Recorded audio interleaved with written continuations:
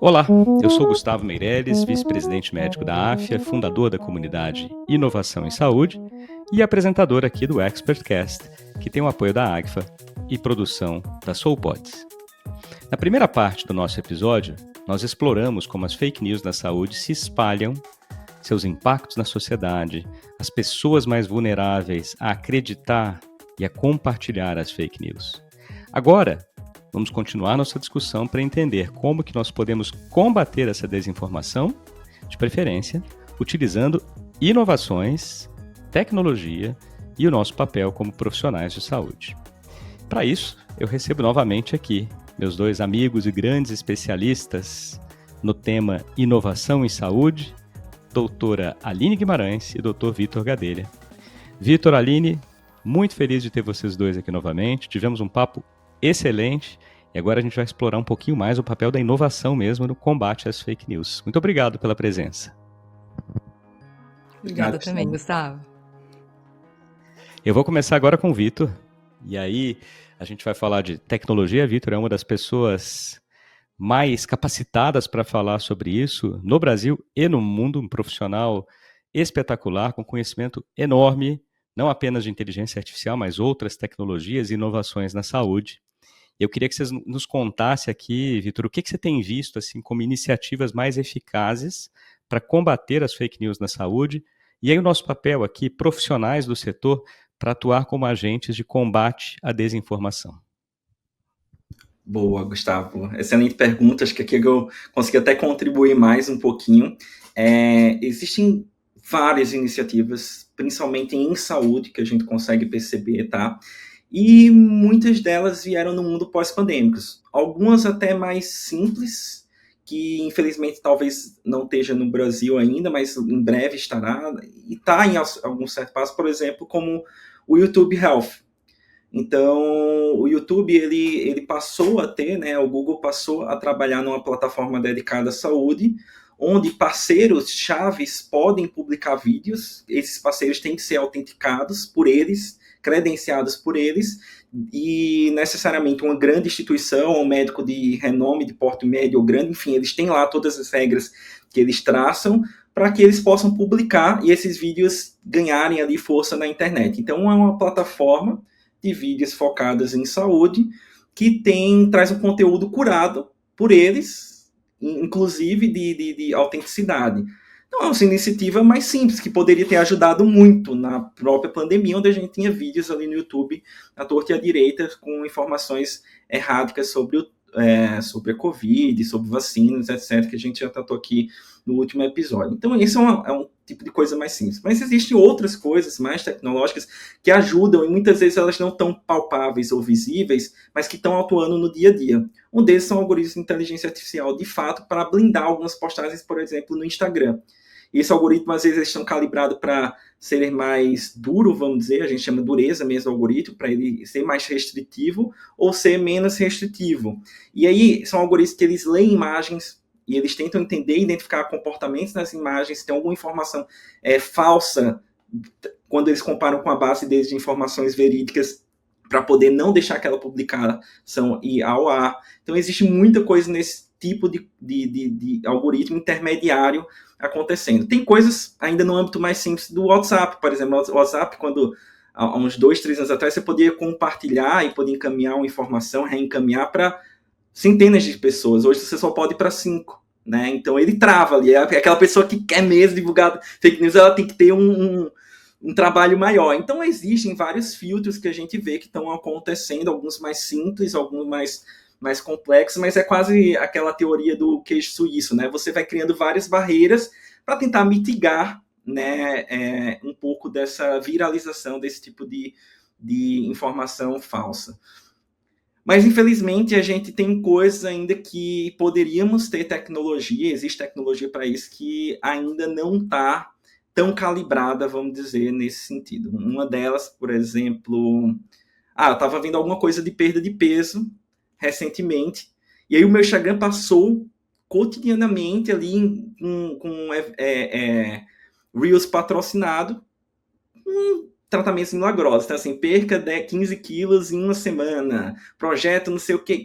E aí é um loop. Quanto mais eu vou ver aquilo, mais vai ser retroalimentado e eu tô caindo naquela armadilha. E ali é muito complexo, porque tem um tipo de patrocínio, ele tá no limite de ser um fake news. Então tem muita coisa desse porte aí na internet que a gente não tem um nível de curadoria, e é importante não ter essa curadoria, porque as empresas lucram mais, porque é onde as grandes empresas monetizam conteúdos, é através dos anúncios pagos, né, da postagem orgânica.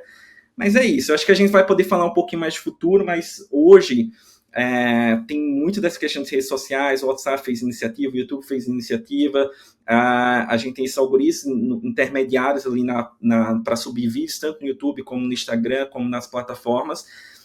E ainda até um passo a mais, a gente tem essas plataformas de fact-checking, né? Então, acho que o pessoal de jornalista começando a viver um pouco mais isso, de ter também plataformas em IA que conseguem checar de uma forma mais rápida algumas informações. Então, são plataformas mesmo para poder checar fatos e disponibilizar e dar uma autenticidade para aquilo que se quer publicar numa mídia verdadeira, vamos dizer assim.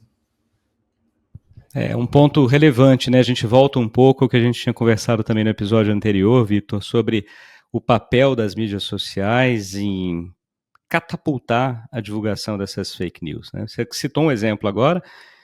A gente sabe que nossos dispositivos eletrônicos já estão nos ouvindo e nos vendo. Então, tem estudos, inclusive, com celulares desligados que estão captando informações. E aí, quando você liga de novo, ele conecta a rede e aí consegue oferecer para o Vitor, que está vendo ali um pouco de perda de peso, diversas soluções, mas infelizmente não tem uma triagem, uma curadoria, né?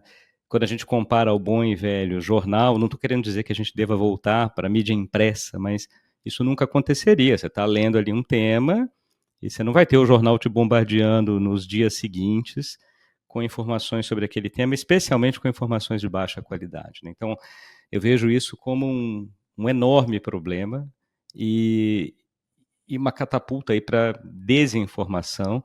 Vejo um problema grande com crianças. A gente teve um episódio aqui no passado com a doutora Ana Escobar, em que ela falou bastante, inclusive, sobre essa questão do acesso às telas das crianças e como isso poderia ajudar ali também, quer dizer, atrapalhar, né, na sua evolução. Junto com a deputada estadual Marina Elu, que fez o projeto de lei que foi depois aprovado em São Paulo, e a gente tem agora um projeto federal. Aí eu passo para a Aline de novo, para falar um pouco, não só sobre essa pergunta que foi para o Vitor, mas como que você enxerga também, Aline, uma forma de nós, aí, médicos aqui, combatermos fake news na saúde? Como é que a gente pode atuar como um agente de combate a essa desinformação? Excelente, Gustavo, adorei a resposta do Gadelha, eu não tinha noção de tudo isso que ele falou, então é um super aprendizado aqui.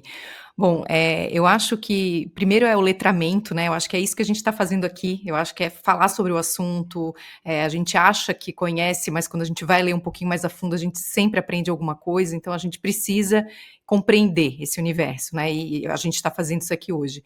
E outro ponto é que a gente ouve muito, eu como médica ouço muito, a questão de, você tem que estar na rede social, a presença digital é importante, mas até então muito focado na carreira do médico. Então, assim, o médico que não está na rede social, a carreira dele não decola, ele não está na rede social, ele não tem paciente, mas eu acho que falta um pouco do compromisso de estar na rede social também para ser um agente de informação de qualidade, né? Então, o que eu enxergo? Muitos médicos, e eu tenho, assim, profissionais incríveis que eu admiro muito, pessoas, assim, que eu olho e falo, putz, queria tanto que essa pessoa estivesse lá no Instagram disseminando tudo que ele sabe tão bem e que ele fala nas aulas, e às vezes a pessoa se comunica muito bem, mas ela não está, e não é porque às vezes tem um pouco de questão de tempo mesmo, né? Não prioriza esse tipo de coisa, ele está ocupado com outras coisas, tem um pouco de preconceito, já ouvi de médico, virou blogueiro, é blogueiragem, mas aqui eu acho que tem uma oportunidade incrível de a gente disseminar informação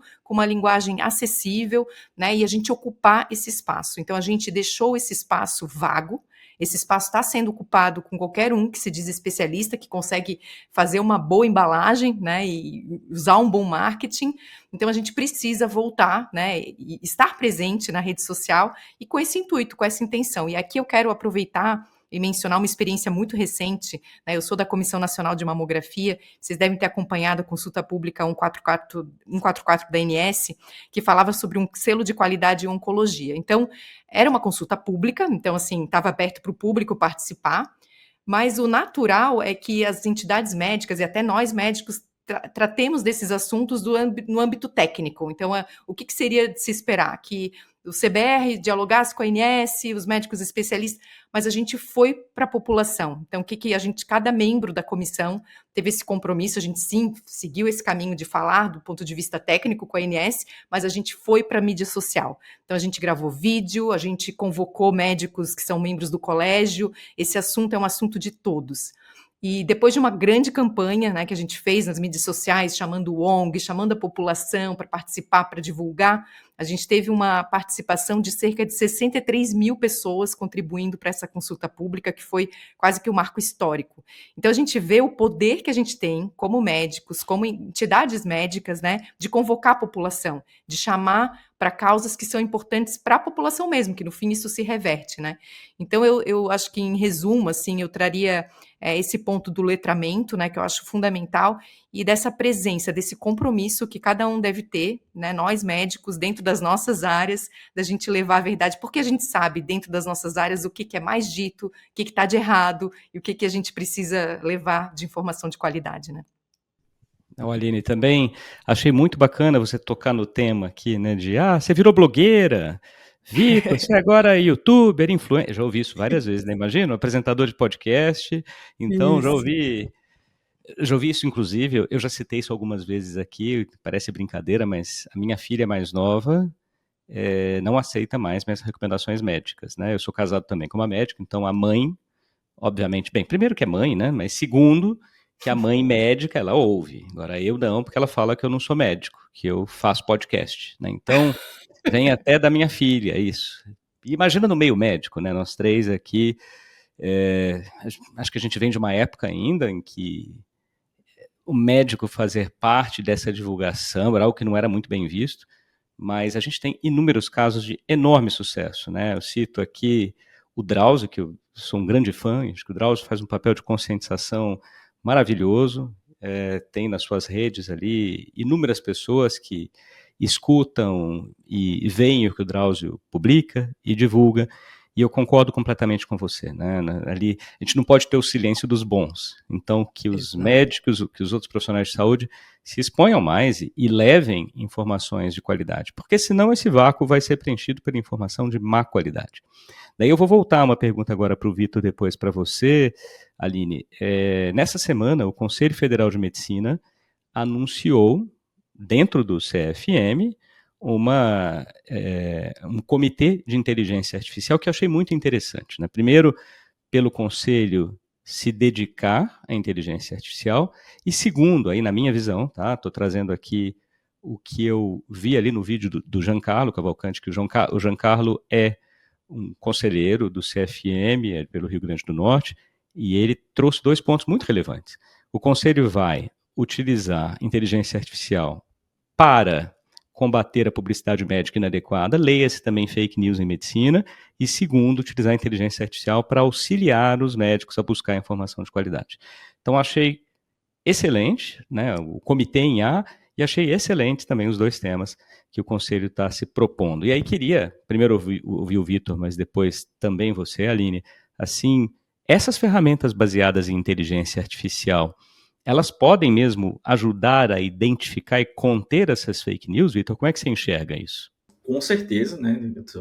A resposta de imediato é essa, mas concordo contigo que é uma iniciativa muito interessante de ter. Talvez venha até um pouco tardia, né? Mas nada é tarde, assim, eu acho que tudo bem, né? É o momento que as coisas começam a ganhar mais tração agora.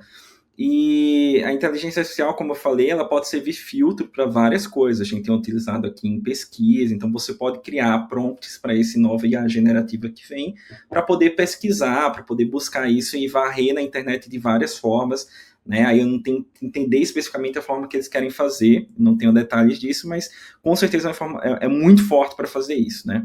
E esse tipo de tecnologia, ela tem que ser regulamentada, e nesse momento a gente tem que ter pessoas olhando com isso, com criticidade, porque principalmente esse modelo de IA generativa, que é muito probabilístico, toda ela é probabilidade, mas assim, é muito difícil a gente controlar o output da inteligência artificial, e ela é muito boa em mentir, ela quer mentir para você, né?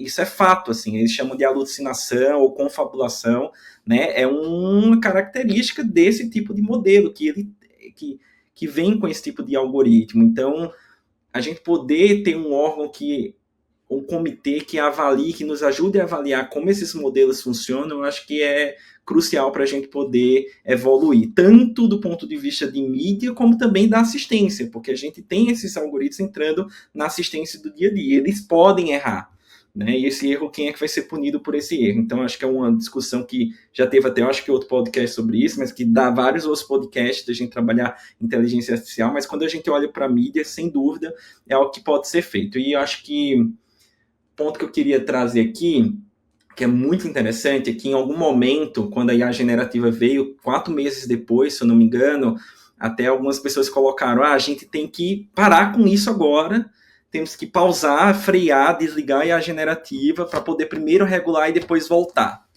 Mas aí veio uma resposta muito inteligente que eu achei, que é tipo assim, cara, as pessoas que querem usar para o mal, elas vão usar para o mal. Ela está lá distribuído, né? Você não consegue mais controlar. Divulgou, foi. E aí você vai evitar que as pessoas que usem para o bem possam também utilizar para o bem. Então, uma coisa não vai anular a outra, entendeu? Então, a gente tem que usar, as pessoas que querem para o bem, tá anulando o mal, como a gente faz agora. Então, tem algoritmo para detectar fraude, algoritmo para detectar alteração em artigo científico, tem algoritmo para detectar fake news. Existe isso já. Então é isso, eu acho que a gente sempre tem que ter mais pessoas utilizando para o bem do que as pessoas dedicadas utilizando para o mal, para a gente poder estar combatendo e evoluindo como sociedade e na parte médica também.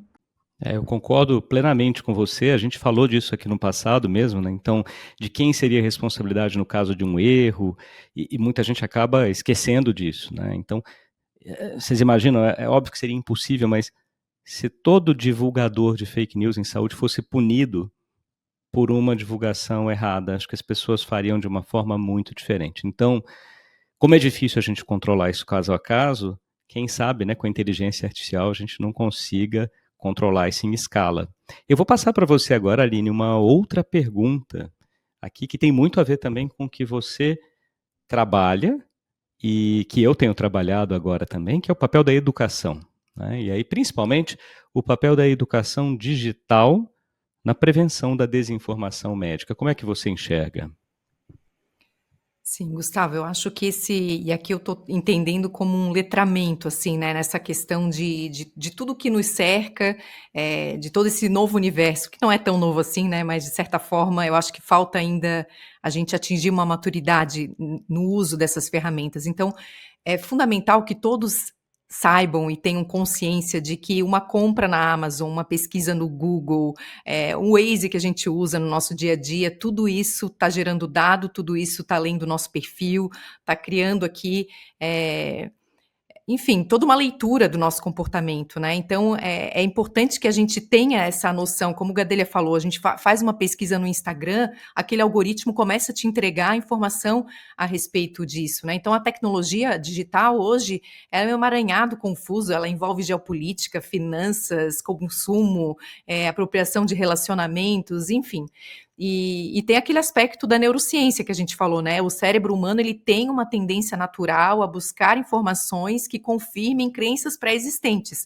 Então, isso faz a gente ficar cada vez mais na nossa bolha. Então, eu vou consumir um conteúdo porque eu gosto daquele assunto volta para mim e por aí e volta. E quando a gente vê, a gente tem a impressão de que aquilo é natural, mas não é. E a gente precisa ter essa consciência, né, de que o algoritmo não vai entregar pontos de vista diferentes sobre qualquer assunto. Então, eu acho que a gente precisa, primeiro, criar essa consciência, saber que mesmo tendo essa consciência, é muito difícil perceber no dia a dia, porque tem todo um design por trás, tem toda uma inteligência. Então, quando a gente vê, a gente está consumido. Quem de nós aqui já não entrou numa rede social e ficou mais tempo do que gostaria? Então a gente realmente é quase que seduzido por isso tudo, né? E aí a gente tem que tentar fazer um exercício de furar um pouco a nossa bolha. Eu acho que é buscar informação de fontes que a gente comumente não busca, né? E aqui eu falo até ampliando um pouco mais, até além da questão relacionada à saúde, né? Quando a gente pensa em inclinação política e tudo mais, assim, a gente tentar olhar para fora, furar um pouco os algoritmos, porque o algoritmo não vai trazer para você um ponto de vista diferente, informações diferentes. Então, acho que esse é o primeiro passo, assim, e que pode parecer simples, falado em poucos minutos, né? Mas eu entendo como de uma complexidade enorme, assim. Concordo com você e vou querer ouvir um pouquinho também o Vitor a respeito disso, né? Como é que você enxerga o papel da educação, mais do que inteligência artificial e inovação, que é algo que você tem explorado muito nos últimos anos. Vitor, como é que você vê o papel da educação digital para a gente combater essas desinformações em saúde? Sem dúvida é um pilar, né, a educação, além de outros, para poder tratar esse assunto, mas eu não sei se ele sozinho ele consegue ter a velocidade, né, de educar as pessoas tão qual é uma fake news, porque são múltiplos, é aquilo que eu falei, assim, não é 2 linhas, para você explicar essas 2 linhas, muitas vezes você precisa de um tratado para poder desmentir aquelas 2 linhas. Então é desleal esse combate apenas com essa estratégia. Mas é uma estratégia. A educação ela tem que existir.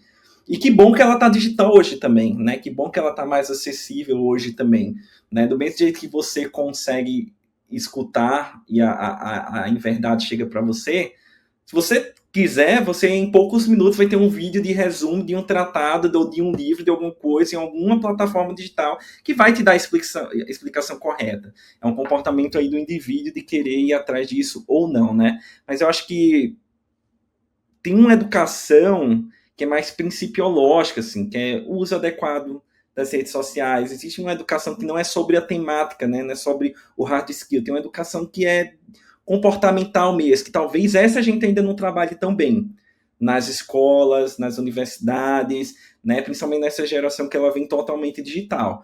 E aí eu acho que tem desde coisas que poderiam ser falado, disciplinas mesmo, assim, uso responsável de redes sociais, o que você deve acreditar, o que você não deve acreditar, né? Então eu acho que tem um papel a ser trabalhado aí a nível de, como é que se diz quando a gente coloca isso na matéria mesmo, assim, na graduação, para você se formar, né? Tem um nomezinho, esqueci agora, mas eu acho que tem que ser trabalhado, sabe? E a gente não trabalha isso ainda. Eu entendo. Você estava colocando aqui em nível curricular, né? Deveria estar ali no currículo para que as pessoas realmente aprendessem isso, né? E aí eu acho que você deixou um gancho excelente aqui para a minha última pergunta, antes do nosso papo rápido, que já virou uma tradição do ExpertCast. E eu queria ouvir os dois, primeiro a Aline e depois o Vitor, para a gente fazer o fechamento.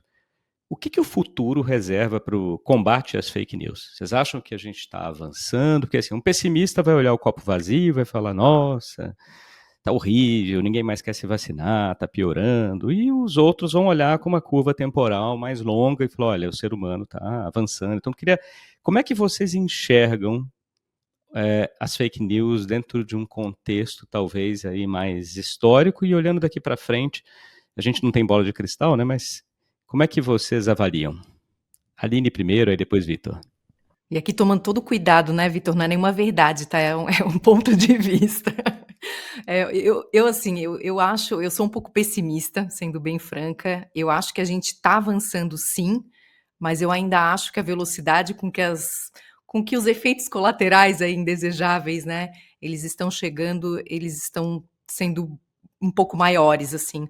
E associado a isso, eu acho que tem uma politização de assuntos que não deveriam ter sido politizados, e isso eu vejo com um certo pessimismo, né.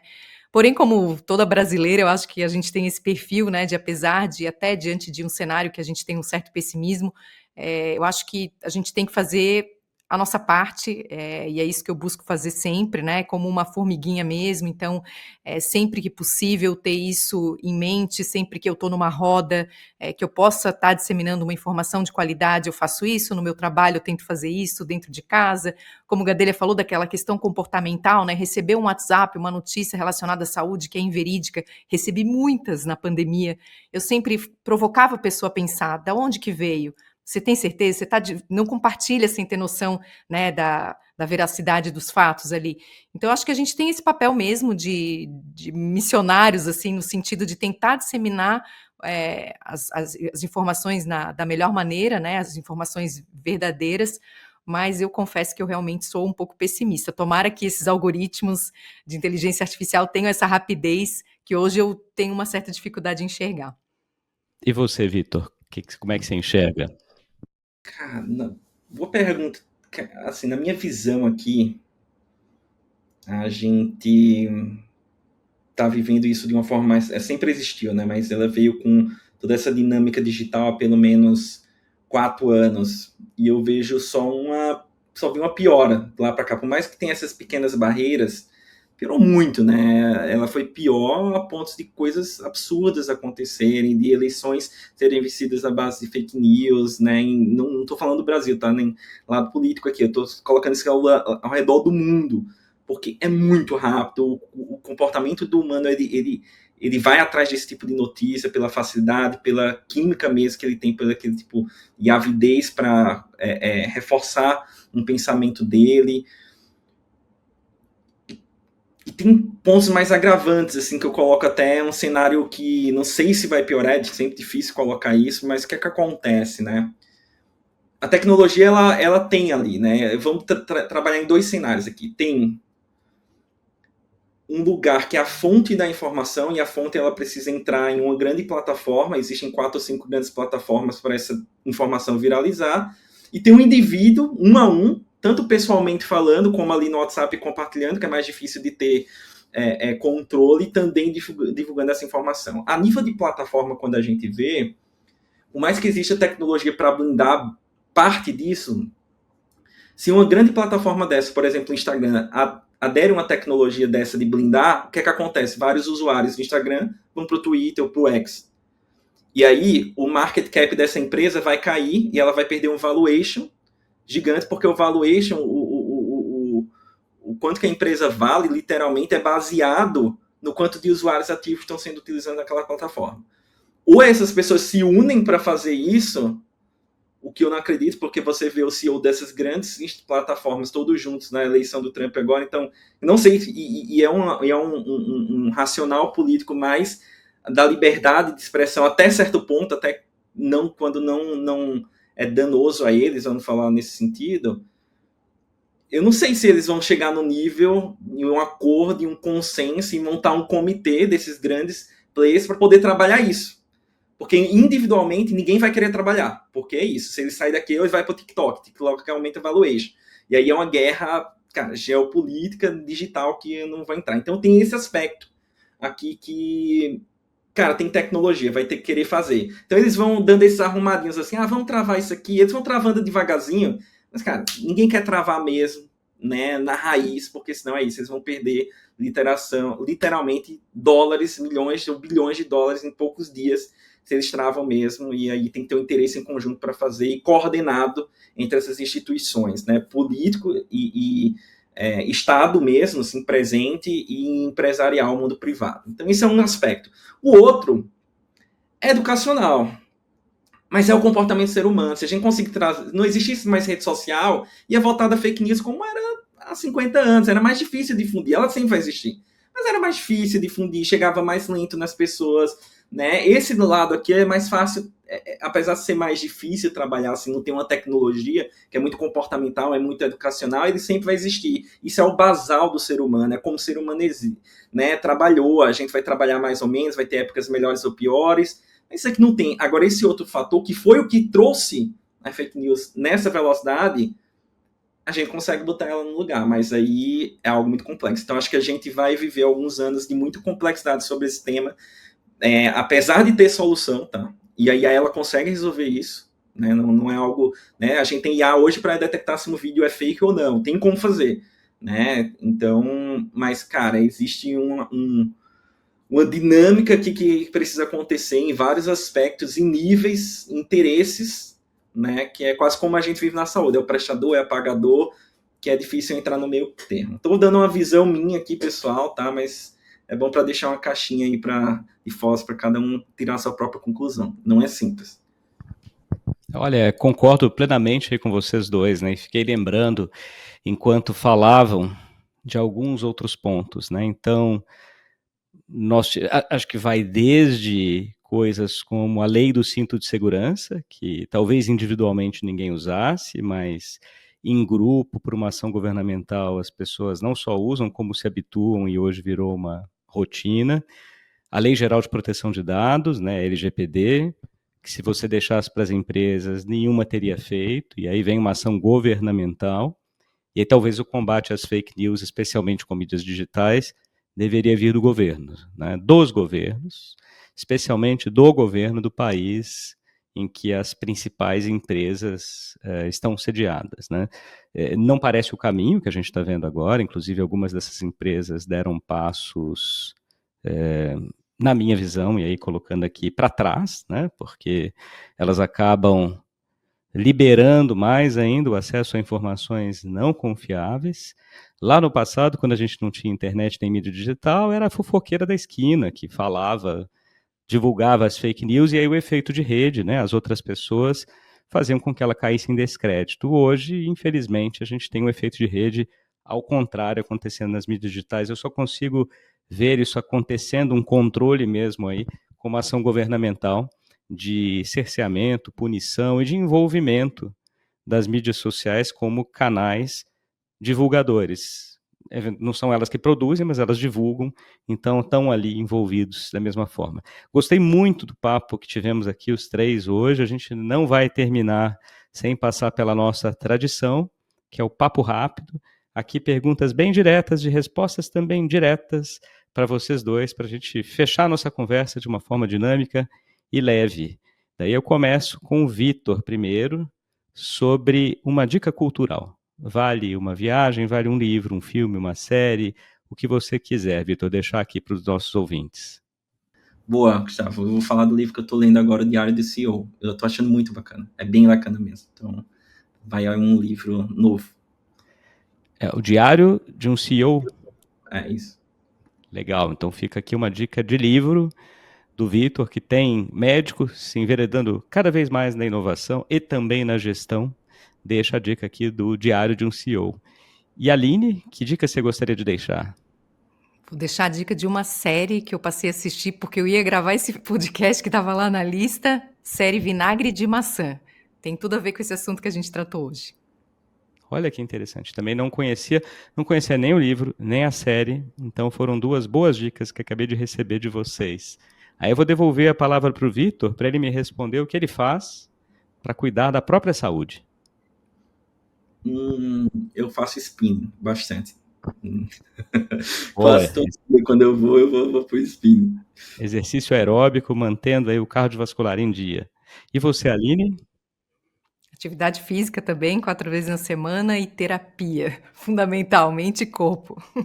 Boa, então saúde mental e saúde corporal. Exato. Vitor, de novo, se você pudesse escolher uma pessoa para entrevistar num podcast, quem seria?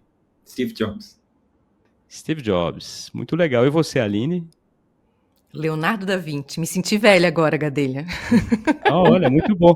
Seriam 2 excelentes episódios. Excelentes episódios. Certamente. Pessoas Boa. muito diferentes, com algumas semelhanças. Ficariam muito interessantes. E aí, para a gente fechar, Vitor, qual que é a sua inovação predileta? E a generativa. E a generativa. Muito bom. Como um grande estudioso e comunicador em IA generativa, não poderia deixar de ser diferente, realmente é algo transformador. E agora da nossa era, né? E você, Aline? E eu juro que a gente não trocou figurinha antes, é exatamente a mesma resposta. Ah, mas essa realmente uma excelente inovação, com muito ainda por vir. inclusive o combate às fake news, né? Então, foi muito legal ter vocês dois aqui hoje. Obrigado de novo, Aline, Vitor, foi um prazer receber vocês, papo ótimo, fluiu tranquilamente, aprendi muito, e eu espero que a gente tenha ajudado muita gente a servir aí de agente vetor para o combate à desinformação na saúde. Muito obrigado a vocês dois. Obrigado, Gustavo. Obrigada, Gustavo. Obrigada pela oportunidade. Muito bom estar com vocês dois aqui. Obrigada. Para você que está nos ouvindo, se você se interessa por inovação na saúde, participe da comunidade Inovação em Saúde. Nós já somos mais de 10 mil integrantes, incluindo aqui a Aline e o Vitor Gadelha. Acesse inovaçãosaude.com, faça a sua inscrição. Os grupos são abertos, gratuitos, e tem muito mais por vir ali na CIS, Comunidade de Inovação em Saúde. O ExpertCast conta com o apoio da AGFA e tem a produção da SoulPods. Não se esqueça de nos seguir, nós estamos em todas as plataformas de áudio. Nos avalie com 5 estrelas, compartilhe com seus amigos, contatos, divulgue nas suas mídias sociais, para suas redes. Assim você nos ajuda a combater as fake news e a levar informação de qualidade sobre inovação em saúde para muitas pessoas. Muito obrigado pela companhia e até o próximo episódio.